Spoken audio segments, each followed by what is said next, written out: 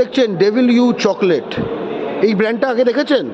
না দেখলে আপনার লস, কারণ এটা বাঙালি মালিকানাধীন চকলেট ব্র্যান্ড, ঠিক আছে? এবং এটা কিন্তু কুটির শিল্প নয়, তারা কিন্তু রীতিমতো ম্যানুফ্যাকচারিং প্যাকেজিং আপনারা লক্ষ্য করে দেখুন।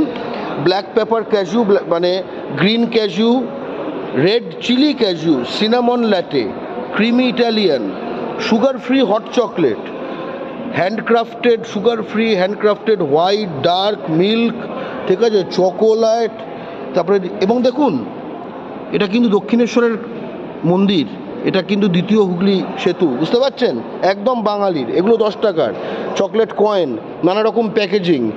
এটা হচ্ছে ইয়েতে মোড়া, সুগার ফ্রি, কলকাতা, এবং এতগুলো বাঙালি ক্লায়েন্ট, প্রিয়গোপাল বিষয়ী, ভূতের রাজা দিল বর থেকে শুরু করে, এবং এর মালিক হলেন নাম ডক্টর মহুয়া দত্ত। বাঙালি ব্যবসা পারে।